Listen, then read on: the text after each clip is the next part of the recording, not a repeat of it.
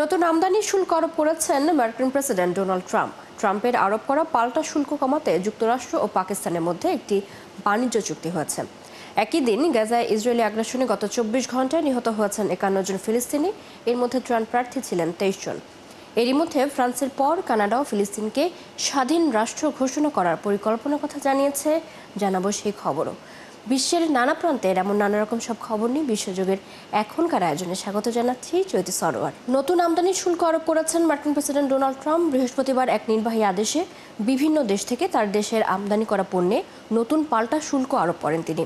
এর মধ্যে অসম বাণিজ্যিক সম্পর্কের কারণে কিছু দেশের উপর উচ্চ হারে শুল্ক বসানো হয়েছে। আদেশে কানাডার শুল্ক হার 25% থেকে বাড়িয়ে 35% করা হয়েছে। অন্যদিকে মেক্সিকোর ওপর উচ্চ হারের শুল্ক আরোপের সিদ্ধান্ত আরও 90 দিনের জন্য স্থগিত করেছেন ট্রাম্প। শারমিন স্বপ্নার প্রতিবেদন। পারস্পরিক শুল্ক হিসেবে 10% থেকে 41% পর্যন্ত নতুন শুল্কারোপের নির্বাহী আদেশে সই করেছেন যুক্তরাষ্ট্রের প্রেসিডেন্ট ডোনাল্ড ট্রাম্প। স্থানীয় সময় বৃহস্পতিবার এই আদেশে সই করেন তিনি। আদেশে সিরিয়ার উপর সবচেয়ে বেশি শুল্ক আরোপ করা হয়েছে। দেশটির নতুন শুল্ক হার 41%। পরের অবস্থানে রয়েছে লাওস ও মিয়ানমার। উভয় দেশের উপর 40% হারে শুল্ক আরোপ করা হয়েছে। অন্যদিকে সুইজারল্যান্ড থেকে আমদানি করা পণ্যের উপর 39% শুল্ক বসানো হয়েছে। মধ্যপ্রাচ্যের গুরুত্বপূর্ণ দেশ ইরাক ও ইউরোপের সার্বিয়ার উপর 35% হারে শুল্ক বসানো হয়েছে। অন্যদিকে 4টি দেশের উপর 30% হারে শুল্ক আরোপ করা হয়েছে। দেশগুলো হলো আলজেরিয়া, বসনিয়া, হার্জেগোভিনা, লিবিয়া ও দক্ষিণ আফ্রিকা। এদিকে কানাডার পণ্যের উপর আমদানি শুল্ক 25% থেকে বাড়িয়ে 35% করা হয়েছে। হোয়াইট হাউসের পক্ষ থেকে বলা হয়েছে, কানাডার উপর উচ্চ শুল্ক আরোপের কারণ হচ্ছে তারা যুক্তরাষ্ট্রে ভয়ানক মাদক ফ্যান্টানিলের অব্যাহত প্রবাহ ঠেকাতে সহযোগিতা করতে ব্যর্থ হয়েছে। তবে কানাডার বাণিজ্য ব্যুরো এই অভিযোগ সরাসরি প্রত্যাখ্যান করেছে। অন্যদিকে মেক্সিকোর সঙ্গে বাণিজ্য চুক্তির জন্য সময় দিতে দেশটির উপর উচ্চ হারের শুল্ক আরোপের সিদ্ধান্ত আরও 90 দিনের জন্য স্থগিত করেছেন ট্রাম্প। বিশেষজ্ঞদের মতে ট্রাম্পের এই সিদ্ধান্ত এশিয়ার অর্থনীতিতে নতুন চাপ সৃষ্টি করবে, বিশেষ করে যেসব দেশ আগে থেকেই রাজনৈতিক ও অর্থনৈতিক সংকটে আছে। তবে শুল্ক আরোপের বিষয়ে ডোনাল্ড ট্রাম্প এনবিসি নিউজকে দেয়া এক সাক্ষাৎকারে জানান, নতুন শুল্ক নীতির বাস্তবায়ন খুব ভালোভাবে ও মসৃণভাবে চলছে। শারমিন স্বপ্না, 71। প্রেসিডেন্ট ডোনাল্ড ট্রাম্পের আরোপ করা পাল্টা শুল্ক কমাতে যুক্তরাষ্ট্র ও পাকিস্তানের মধ্যে একটি বাণিজ্য চুক্তি হয়েছে। তবে পাকিস্তানি পণ্যের নতুন করে কি পরিমাণ শুল্ক আরোপ করা হতে পারে তা এখনও প্রকাশ করা হয়নি। ওয়াশিংটনে অবস্থিত পাকিস্তানের দূতাবাস বৃহস্পতিবার সকালে এক্সে এক পোস্টে এ তথ্য জানায়। পোস্টে বলা হয়, এই চুক্তির ফলে পাল্টা শুল্ক কমবে, বিশেষ করে যুক্তরাষ্ট্রে রপ্তানি করা পাকিস্তানি পণ্যের ওপর। এছাড়া এই চুক্তির লক্ষ্য দ্বিপক্ষীয় বাণিজ্য জোরদার করা, পণ্য রপ্তানি বাড়ানো, বিনিয়োগে আকৃষ্ট করা এবং পারস্পরিক স্বার্থ সংশ্লিষ্ট ক্ষেত্রে সহযোগিতা জোরদার করা বলেও জানানো হয়। এর আগে শুল্ক নিয়ে সমঝোতার জন্য পাকিস্তানের একটি প্রতিনিধি দল বুধবার যুক্তরাষ্ট্রের জ্যেষ্ঠ কর্মকর্তাদের সাথে বৈঠক করেন। বিশ্বজুড়ে বাড়ছে ফিলিস্তিনের প্রতি সমর্থন, জোরালো হচ্ছে দ্বিরাষ্ট্রভিত্তিক সমাধানের দাবি। 2023 সালের পর থেকে ইসরায়েলি আগ্রাসনের মধ্যে ফিলিস্তিনকে স্বাধীন রাষ্ট্রের স্বীকৃতি দেওয়া দেশের সংখ্যা বেড়েছে।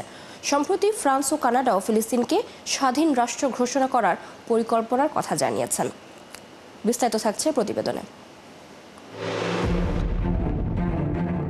1948 সালে ইসরায়েল রাষ্ট্র প্রতিষ্ঠার মধ্য দিয়ে নিজ ভূখণ্ডে সার্বভৌমত্ব হারায় ফিলিস্তিনিরা। এরপর যুগ যুগ ধরে শুধু অধিকার হরণ আর নিপীড়নের শিকার মধ্যপ্রাচ্যের এই মুসলিম রাষ্ট্রটি। আর তখন থেকেই স্বাধীনতার লড়াই শুরু হয় তাদের।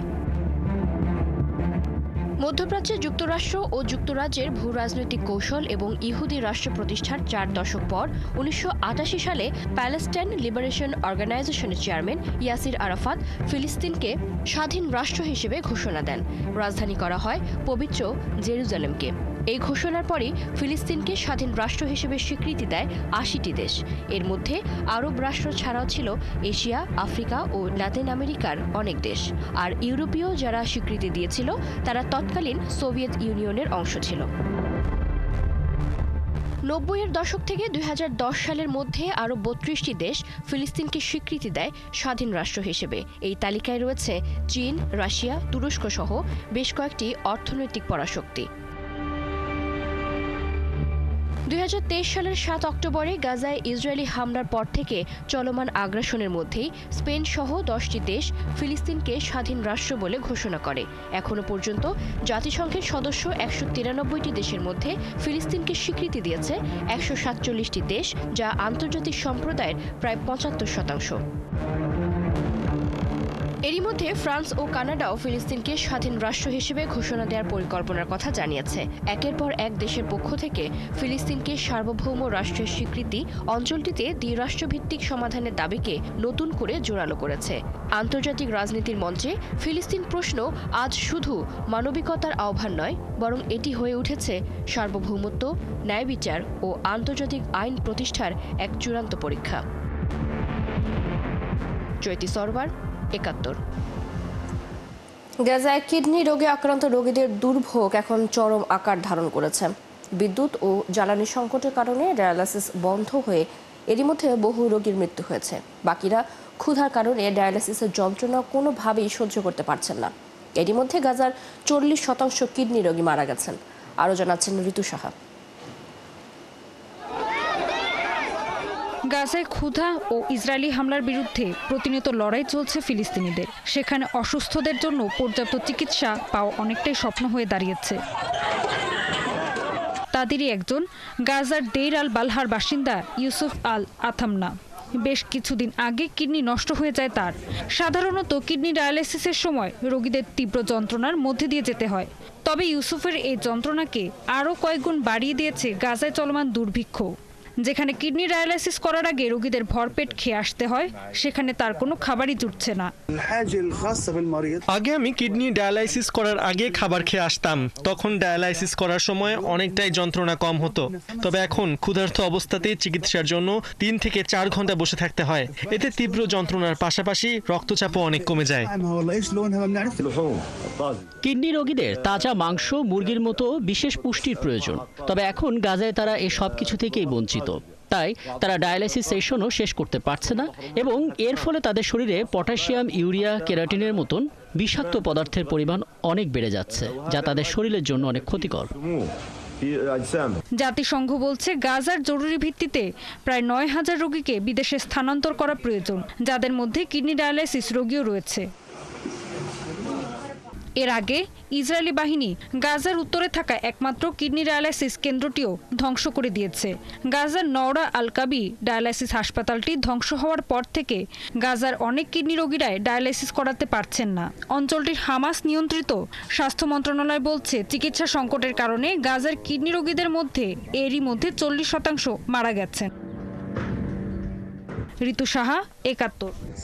ভারতের কলকাতা সহ উত্তরবঙ্গ ও দক্ষিণবঙ্গ জুড়ে টানা বৃষ্টি চলছে বেশ কিছুদিন ধরে। এর মধ্যে কলকাতার আলিপুর আবহাওয়া দপ্তর জানিয়েছে, সোমবার পর্যন্ত রাজ্য জুড়ে এই বৃষ্টি অব্যাহত থাকবে। বৃহস্পতিবার কলকাতা সহ পশ্চিমবঙ্গের একাধিক জেলায় ভারী থেকে অতি ভারী বৃষ্টির সম্ভাবনা রয়েছে। আগামী 7 দিন পশ্চিমবঙ্গে মাঝারি থেকে ভারী বৃষ্টির সম্ভাবনা রয়েছে বলে জানিয়েছে আবহাওয়া বিভাগ। এদিকে বৃহস্পতিবার দক্ষিণবঙ্গের সব জেলায় হলুদ সতর্কতা জারি করেছে আবহাওয়া দপ্তর। দক্ষিণবঙ্গে বৃষ্টির সাথে দমকা ঝড়ো হাওয়া বইতে পারে ঘন্টায় 30 থেকে 40 কিলোমিটার বেগে। তবে শুক্রবার বিকেলের পর থেকে দক্ষিণবঙ্গে বৃষ্টির পরিমাণ কমতে পারে।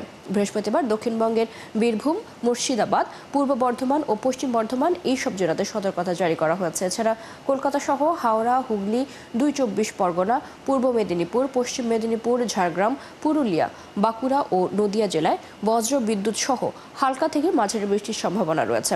উত্তরবঙ্গে বৃষ্টিপাত বৃহস্পতিবার ভারী বৃষ্টি হতে পারে দার্জিলিং, জলপাইগুড়ি, কালিম্পং, আলিয়ারপুরদুয়ার, কোচবিহারে।